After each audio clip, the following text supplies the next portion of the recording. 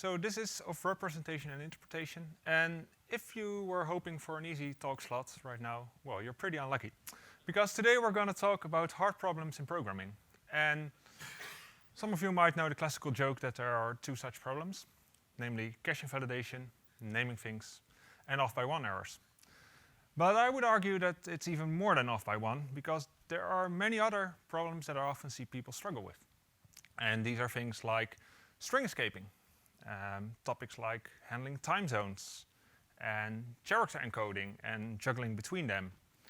And it is my belief that for these three last topics, they all come from one central theme. Many difficulties with these topics are related. And I want to address that in this talk. It's all about how we handle our data, how we represent and interpret it.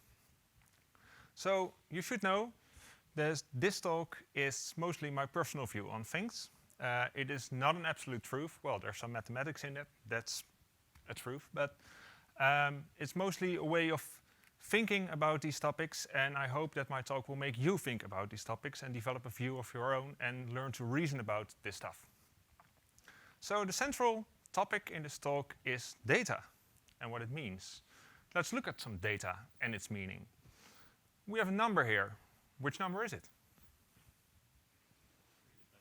I see someone raising 3 fingers. Right. It could be 11 if this was decimal. It could be 3 if it was binary. It could be 17 in hexadecimal.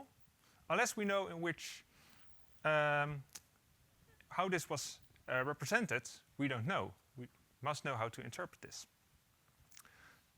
We have a byte here, and I've been helpful. I've put the 0x in front of it, so, well, we kind of guess it's hexadecimal. But what does this byte mean, right? If it is a number, it would be 66.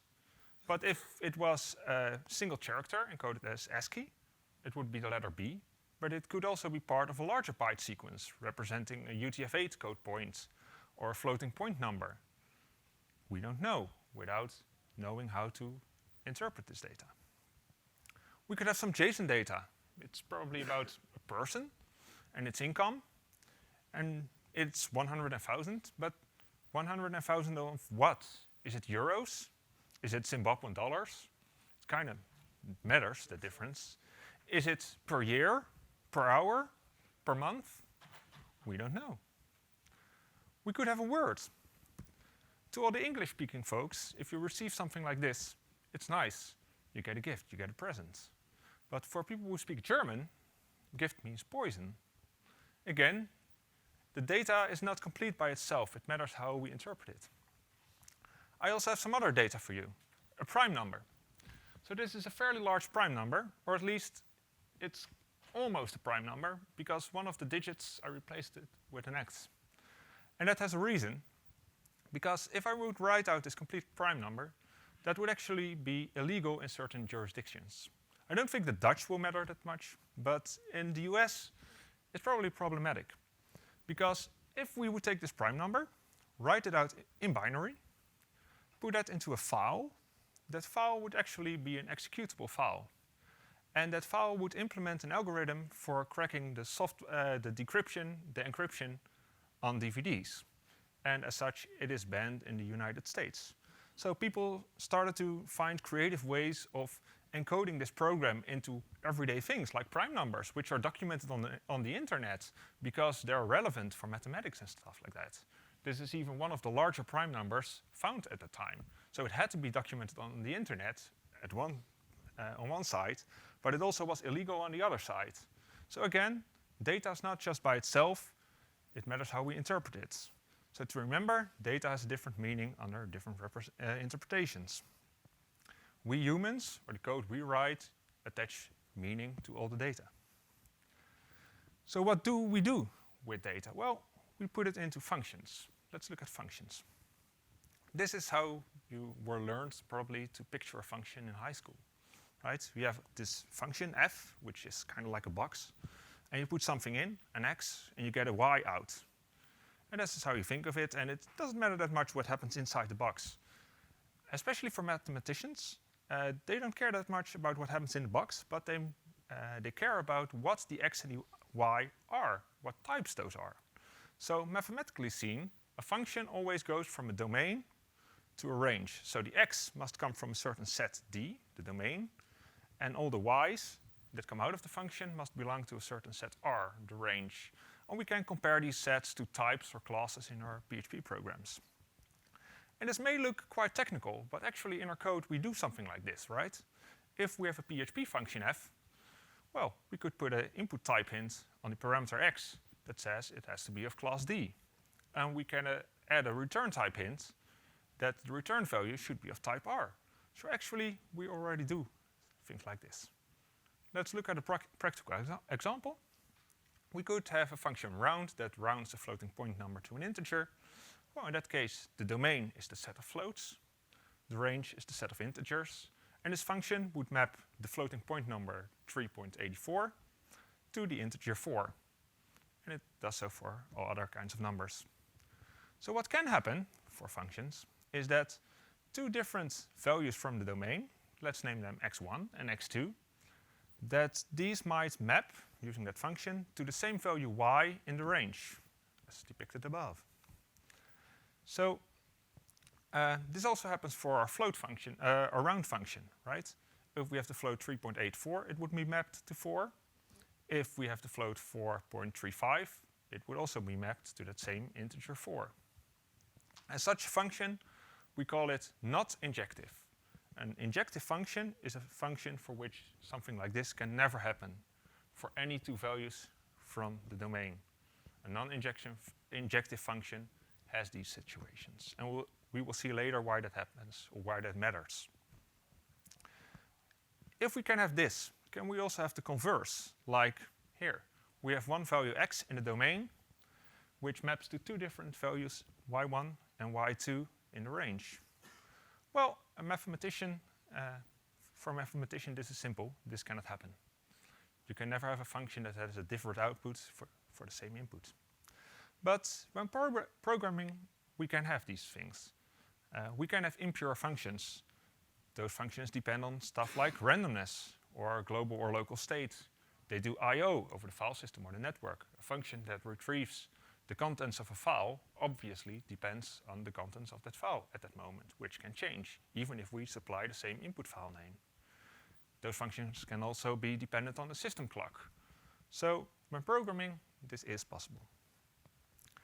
There's also a situation where we have this value x in our domain, which we don't really know how to map to a value in the range at R, because, well, it doesn't really fit into the function. Mathematicians have an easy solution for that. They just cut a hole in the domain. So they say, well, the domain is just now the domain we had, but we cut out the x, and you can't put that into the function. Pretty easy. But when programming, it's a bit more difficult, because we can't really easily define a type which says, oh, I accept all the integers except the number 0. That's quite difficult. So what we do when programming, well, we just don't map that x, and we just throw an exception. That's kind of the difference. So what does this have to do with representation and interpretation? Well, it all has to do with the level of abstraction. If we have our function for rounding floats to integers, we can say that this function translates a domain to a range where the domain and the range are kind of at the same level of abstraction, right? They're both numbers. We can do calculations with them, etc. Whereas if we would have a function to serialize some money value object to a string, it would have a domain of, well, our money value object, our money class, and it would have a range of string. And here this function lowers the level of abstraction, right? Our money value object is really rich. We can do calculations with it. We can add and subtract money. We can convert it to a different currency. Whereas a string is, well, it's kind of dumb. We can do some substring operations on it. We can concatenate them, but there's not real domain knowledge involved here. So this function lowers the level of abstraction. The same for a function that would encode a string as UTF-16. Such a function would map a string onto a sequence of bytes. And the string is, well, in this sense, is pretty rich. You can do substring operations and concatenations. And, well, bytes, yeah, you can concatenate them, but you don't really know what that means. So again, we lower the level of abstraction with this function. And I like to think of these functions as representations. These translate a higher level concept to a lower level abstraction of the data. lower level representation of the data. And usually, typical for these functions is that they accept all the input values. So we don't have the situation where we have such a hole in the domain for which we throw an exception, right? If we want to represent money value objects, a function to do so will usually accept all kinds of money value objects. Ideally, such a representation is lossless. We will see later what happens when it isn't. And essentially, it just returns the same data. It's kind of an identity function. It only changes the form of the data. We could also have the converse. We could have a function that decodes a string from UTF-16, and this maps from a byte array to a string. And in a sense, this raises the level of abstraction. And we can also have a function that parses a money value object back from a string. Again, it raises the level of abstraction here. And this is what I like to call an interpretation. It translates a low-level representation to a higher-level concept. It's often something that we translate back to a higher-level concept. Typical for such a function is that it usually does not support all input values. It does not support the whole domain we give it. Right? Not every string represents a valid money value object. Not every byte sequence is a valid UTF-16 sequence. But again, this function just returns the same data we feed it, just in a different form. And it seems kind of awkward, all this. Why do we do this, right? As programmers, we want to work at a higher level of abstraction. That's why we write PHP or even use a framework. And that's why we don't write C or assembly code, which is at a much lower level of abstraction. Working at a higher level of abstraction enables us to do more powerful things. Well, this is kind of a necessary evil, because this is what our data looks like when stored. It just magnetic grains on this platter, right? We can store our money value objects on here. I don't know how. And, well, this is how our data gets transmitted over the internet. I don't know how to push a string through this. It's just optic fiber. It's just light pulses going through these cables, or some electric current, right? So for transmitting or storing data, we have to go from a higher level of abstraction, our money value object. We have to dump that down to a string. We have to dump that down to bytes. And then eventually we have to dump that even down to light pulses or magnetic range or other physical processes. Then we can transmit or store it. And then at the other side, the receiving side, or when we pull that back from storage, we can raise the level of abstraction back up, back up, back up to where we were, and then do some useful stuff with that again. So this is why such things are necessary. Next thing I want to talk to you about is string escaping. And you may wonder, what does this have to do with all this interpretation and representation stuff, right? String escaping is something we do for security. Well, let's look at this. I hope we've all learned to escape strings for SQL, right? We have a simple script that accepts a username from post data, and we select the user with the given username from the database. And we were taught that we should put the db escape string function. It doesn't matter what the implementation is. It could be MySQL real escape string or something else. Doesn't matter. We were taught to put this function around our string, because otherwise someone could enter the username, well, quote, semicolon, drop table users, etc., and we would drop all our users in the database, which would not be right. But does it really have to be someone evil to abuse this, right? Can't we also abuse this by accident? Well, it might be that someone's name is John O'Shea. John O'Shea can't help it that he's named John O'Shea. But when we try to put his username into the database, if we wouldn't escape it, the quote in his name would break our SQL query, and we would get an error anyway, at the best case. In the worst case, we would get corrupt data. And it doesn't even have to be user input, right? We could also have a function that gets a username using some API. It doesn't matter what it is. If it could return John O'Shea, we need to escape that string to be able to safely put it into our SQL query. So in essence, this is not about security. This is just about we somehow end up with a username that could have a quote in it or something else, and we need to properly represent that data for the use case we're having, namely putting it into an SQL query. We need to represent that string as it is represented in SQL. So what I want to stress, and I might have an unpopular opinion on this, String escaping is not a security measure.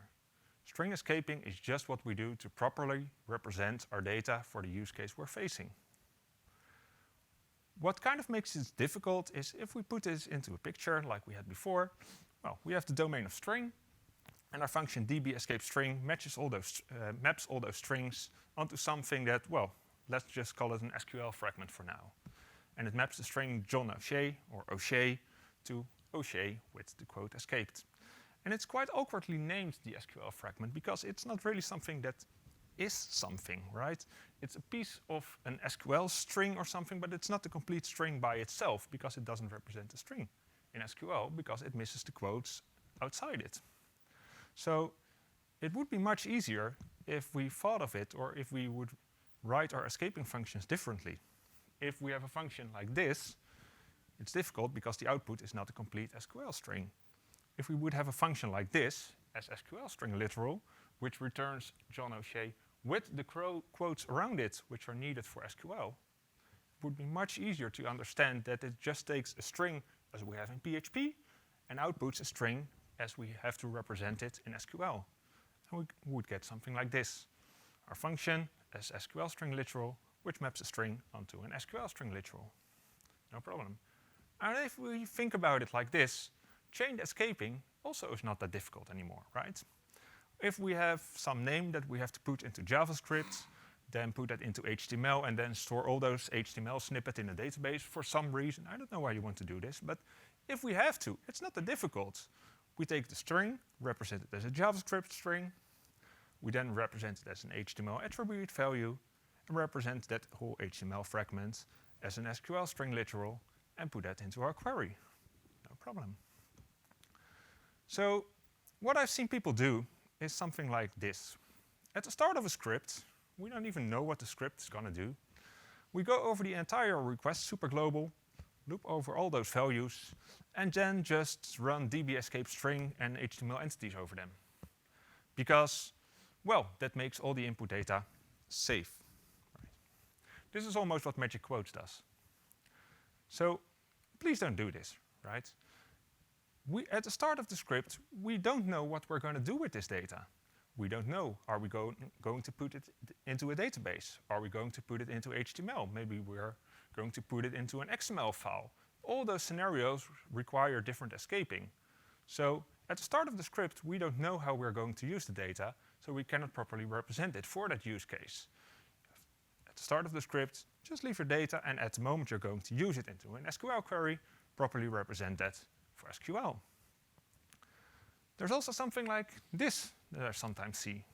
At the start of the script, we go over the request superglobal, and if it contains something like drop table, well, we just die the script because someone is clearly going to do SQL injection with this, right? So if I were to write a blog post on SQL injection into a blogging system, how would I insert it if there was such code? If I wanted to upload these slides to a system that used this, how would I do that, right? The string drop table is not evil by itself. It's only if we were to execute it as an SQL statement without properly representing it as an SQL string, right? So again, don't do this. No string is evil by itself. As long as we properly represent the data for the use case we're facing, we should be fine. So we've already seen one example of what could go wrong here. Let's look at some others.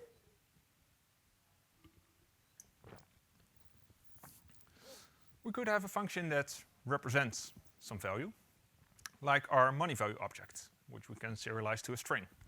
And we could have, well, a function, an OK implementation, I would call this, which takes the money value that represents 10 euros, right, an instance of our money value object, and maps it to the string euro 10. Okay, seems fine. We could also have a different implementation of such a serialization function, which takes the same money value and represents it as just the string 10. Well, this already seems like a bad idea, because why? Well, we could also have a different money value, which represents $10, for example, and it would get mapped to the same value 10, right? If you notice, a representation function is not injective. And that's a problem, because, well, when we store or transmit this, and we want to raise the level of abstraction again, interpret this data, how should we interpret it, right? If we were to parse this again to a money value object, which would it map to? We're losing information here by a faulty representation function. And of course, this feels like a contrived example, right? You are all saying, well, this doesn't happen to me. But we do stuff like this. We have a date time somewhere in the future in 2022, and we even attach a time zone to it. Seems fine. And well, we want to represent that date time to a string, and we just map it to the string over here. It even includes the offset from GMT. Should be fine, right? Well, right now there are talks about abolishing daylight savings time. Maybe some time zones within the European Union will get redistributed. Right? So we don't know whether in 2022 this time zone, Europe-Amsterdam, will still have an offset of +1 compared to GMT. We're losing information here because, well, in 2022, the date time above may not map to this string anymore. And also, it's a contrived example, but if we have a fraction that represents exactly 1/3, and we would represent it as a floating point number, we would have a lot of trees, but we don't know exactly whether that number represented 1/3 at start or not. Or we sometimes try, if we have a string containing all these emoji and special characters, and we try to encode as ISO 88591, which is the Latin 1 encoding for Western European languages. That doesn't contain all this emoji, right? So I don't even know what we end up with here. Again, we're losing information. So remember, lossy representations cannot be reinterpreted. So check if your representations are injective and don't lose this information. So what can also go wrong is misinterpretation of our data. Suppose we have some byte sequence. I don't know how it looks exactly, but if we would decode that using UTF-8, we would end up with the string café, right? So the point here is that the domain of the decode from UTF-8 function is actually not the complete set of byte sequences. Not all byte sequences are valid UTF-8. It's actually just a subset, right? If we take something from the inner blue circle, it would come out fine as a string. If we take something from the outer circle, it would throw an exception because it's not a valid UTF-8 sequence. The problem here is that there's also a set of valid byte sequences according to Latin 1 encoding. And if we see that set, it overlaps with the valid byte sequences according to UTF-8. And if our string is there, right there in the middle, it could be valid UTF-8, it could be valid Latin 1. Well, if we would try to decode that as if it were Latin 1, we get back another string, which you obviously recognize because most people have seen mistakes like this. At least it's copyrighted. So what's the problem here is that in the intersection of these two sets, we don't know which one of these two is meant, right? And if we don't know in advance, we have to guess whether it was meant as UTF-8 or as Latin 1. But luckily, there's a PHP function to help us with that. It's called mbDetect encoding, and it says it detects the character encoding of a string. If you see the situation like this, how could that function possibly work, right? This is impossible. It's valid as both. So remember, mbDetect encoding does not do what it says it does. It just tries a number of different character sets in order and returns the first one that matches. In this case, it would probably say it's UTF-8, but we don't know how this was meant, right? Don't use mbDetect encoding, please. So remember, the meaning of our data comes from our own interpretation of it, right? And if we interpret it wrongly, well, our data, the meaning of the data will also be wrong. What can we do about this? Well, we could use something like giving a hint for how data should be interpreted and transmit that along with the data. And that's not just something we do with programming, we do it everywhere, right? If you have sheet music, you don't know what all these notes, what notes these symbols would mean if we didn't have the keys at the start, right? The same symbol could mean a different thing depending on the symbol at the front. And when programming, we do kind of the same stuff. We send HTTP headers along with our HTTP response, which says, hey, I want you to interpret it according to this content type with this encoding. Oh, and this is German, so if it says gift, it really means poison. And we have a Unicode byte order mark, which says how our UTF-16 sequences should be interpreted. Let's show an example of that. If we would have UTF-16 without a byte order mark, there are two types of sequences, how we could interpret that. You have the UTF-16 sequences that are little endian, and you have the UTF-16 sequences that are big endian with a big byte in front. And these overlap. So if we have one in the intersection, we don't know how we should decode that. But if we put the byte order mark at the front, well, these two types have a different byte order mark. So if we have the sets with the byte order marks, they cannot overlap anymore because, well, the first character would obviously be different between the versions with the one byte order mark and the ones with the other byte order mark. So in essence, we had these two sets that overlapped. We just pulled them apart, so we cannot do it wrong anymore. Sometimes this is not possible, and we can help ourselves a bit by our variable naming. If we include the intended interpretation in our variable names, this might help us to spot some errors. We could say that something is a message encoding in UTF-8.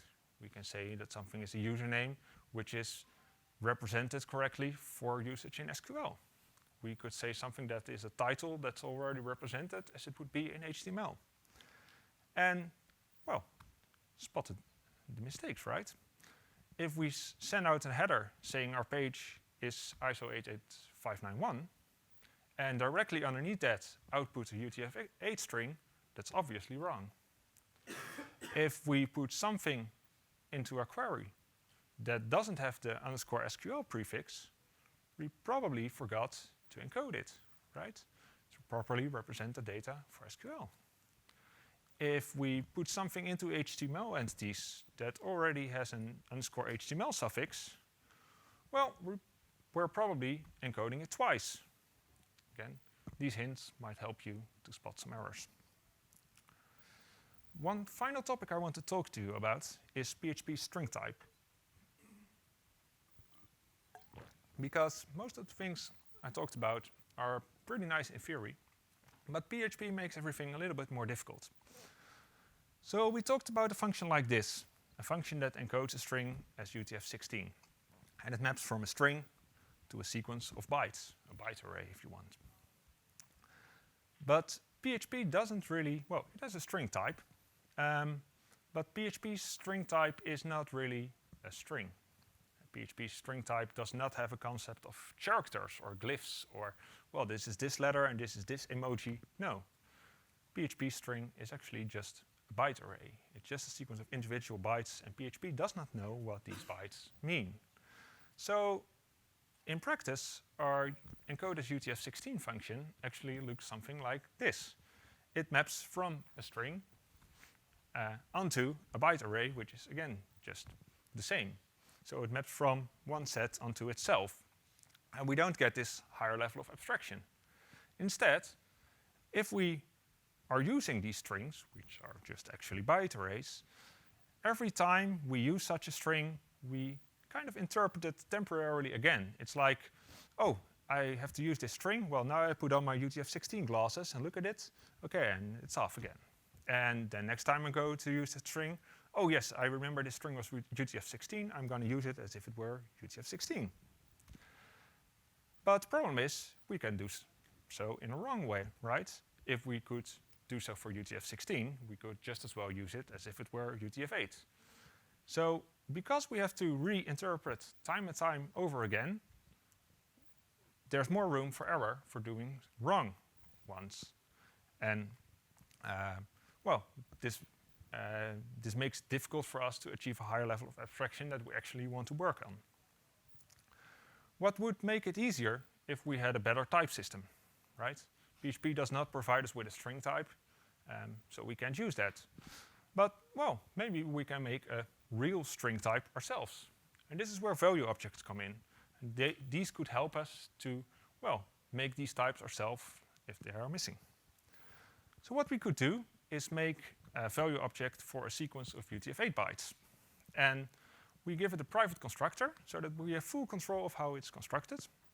And it's only constructed through a number of static construction functions, in this case from PHP string. And well, these UTF-8 bytes objects, internally they store their bytes as a PHP string, because that's actually just a byte array. But this is completely hidden from the outside. We don't know. The only way to construct such a thing is from a PHP string. And we know that it takes a PHP string, but how it stores that internally, we don't care. We know that it is a valid sequence of UTF-8 bytes, or at least it's meant to be interpreted as if it were UTF-8. We could make a similar class. It's almost exactly the same, just a name, for ISO 88591 byte sequences. Right? Again, by putting this into a value object, instantiating that, we know how this data is meant to be interpreted. And then comes the fun part, because now we can make a class that we will call our real string. And again, here we use a private constructor. And internally, we always store this string in UTF-16. It doesn't really matter what we choose here, because we completely hide this fact from the outside. The only thing that knows that this string is UTF-16 are the constructor and the static constructor functions.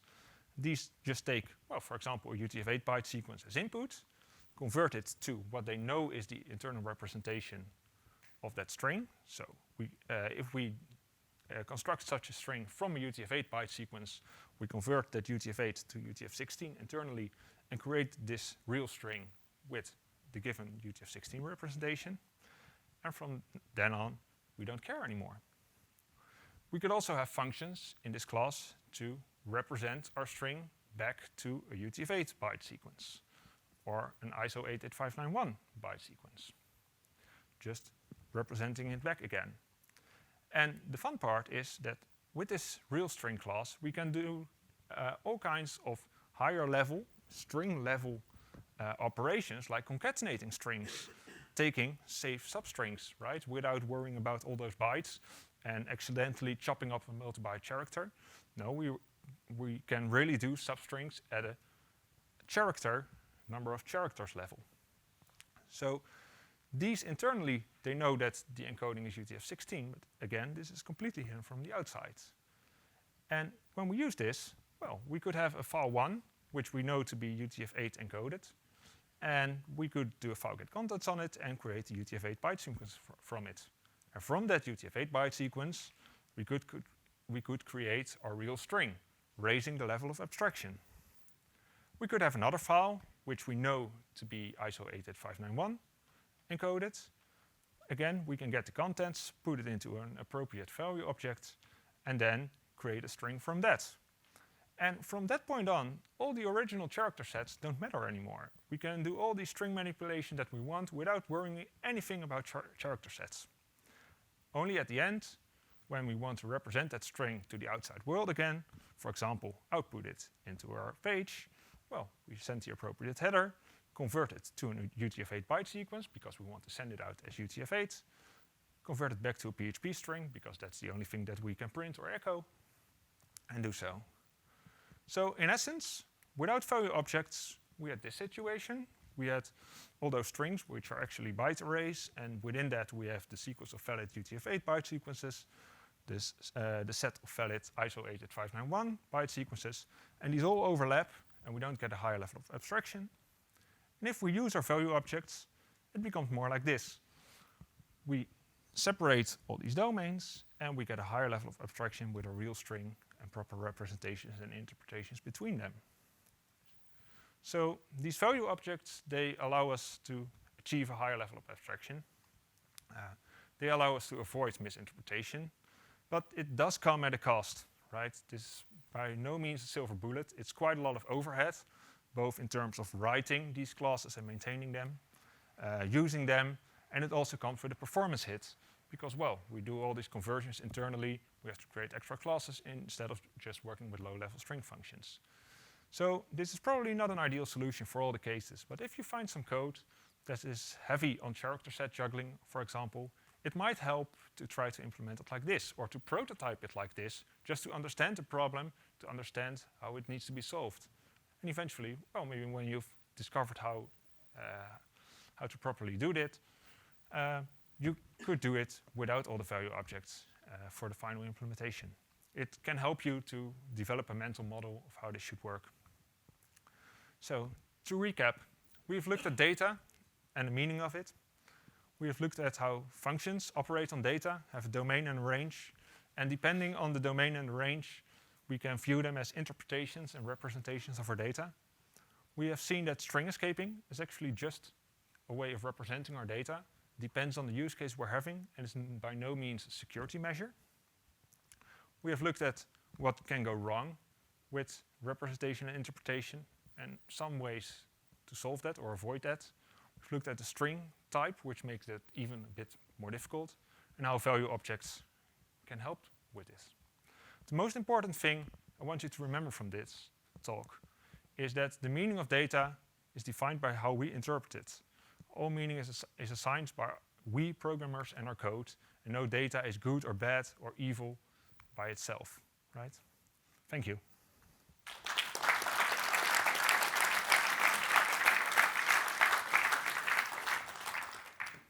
So if you have any questions, feel free to ping me on Twitter, find me somewhere here. There's time for some questions now. Does anyone have a question? Yes? So the question is, isn't Latin 1 supported completely in UTF-8, right? Yes, in a sense, UTF-8 supports all the characters that are in Latin 1. Only the characters in Latin 1 have a different byte sequence in UTF-8. So, well, if you would take the byte sequence that represents a certain character, like an E with an accent, in ISO 88591, that same byte sequence would mean something else if you interpret it as UTF-8. So UTF-8 covers the full set of characters from Latin 1 just in a different way, and that's the problem. Yes? The sort of corporate security measure you illustrated where drop tables just die in the query, obviously people should, as you say, interpret mend is a way that people can use correct value interpretation but also still maintain security of the system. Okay, so the question is, if I can summarize it, if you have a large enterprise system and you pull your security checks from the top of the scripts down to the internals, how can you still check if everything's correct and there are no security holes? Well, the part is, I think code review plays a crucial role here. Actually, I think that moving the representations to right before you are going to use some value makes it easier to review this. If I would see something going into an SQL query that is not escaped directly on the line above it or within the point where the SQL query is made, it would be very suspicious to me if I were to review such code. If that was handled by something at the top of the script, well, I don't know that at the point where I'm looking at the SQL statement. So I think it makes it even more obvious that something is going wrong. You do need to have something like, well, code review or something like that to check for these situations. But I think it makes it easier to review it. Any other questions? All right, thank you. Please leave your feedback on Join In. It helps me to improve this talk. Thank you very much.